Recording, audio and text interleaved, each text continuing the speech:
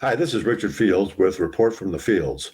The Department of Homeland Security under Biden created the Disinformation Governance Board. It was presumably a way of institutionalizing the social media and other censorship that we now know the Biden administration was engaging in all along. The clamor from those who rightfully feared that their information would be marginalized with a dis, a miss, or a mal label caused the Biden administration to back off. Plus, any action the board took probably would not withstand First Amendment scrutiny.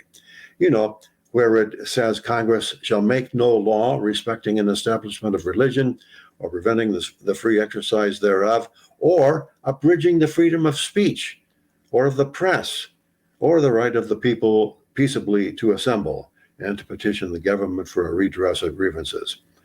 In Brazil, the Brazilian Supreme Court issued an order on X, formerly Twitter, to block certain popular accounts from the platform. They backed off when X owner Elon Musk pointed out that the edict violated the Brazilian federal constitution. In Belgium, police prevented entry to a venue with over 500 expected attendees and speakers at a national conservatism conference at a hotel in Brussels. Speakers expected to attend included UK Brexit leader Nigel Farage, former UK government Home Secretary Suella Braverman, French presidential candidate Eric Zemmour, and Hungary's Prime Minister Viktor Orban. It seems to me that this is a violation of the EU's Article 12, Freedom of Assembly and Association, which reads, and I quote, "Everyone has the right to freedom of peaceable assembly and to freedom of association with others," end quote.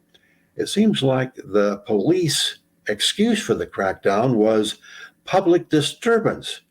It's clear that the only ones disturbed were the authorities ordering the police action, and of course the police themselves who caused the public disturbance.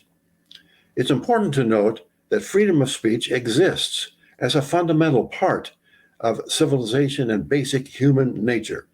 It is not something granted by governments. Our country's and other countries' founding documents do not grant freedom of speech. They prohibit government from violating it. I'm old enough to remember when it was the conservatives and traditionalists who were most in favor of using censorship to violate freedom of speech and of the press.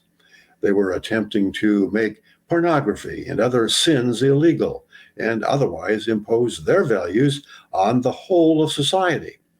And they had enough control of government to prevail in many ways.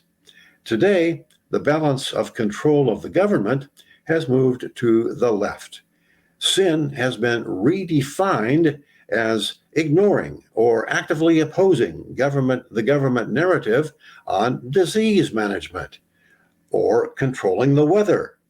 And they are trying to forcibly stop what they perceive as sin from occurring.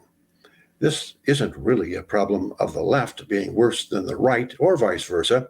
It's about those in power trying to force their view of what society should look like on all members of society.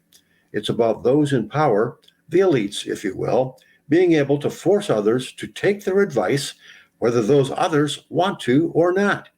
It's about the abuse of power. And believe me, if government power exists, it will be abused. After all, it's not the best and brightest who are attracted to government power. It's those who are best at concealing their sociopathic or psychopathic tendencies. We need to be more vigilant about granting the government too much power rather than trying to elect politicians who would force people to take advice we happen to agree with. I'm Richard Fields, and that's this week's Report from the Fields. See you again next week.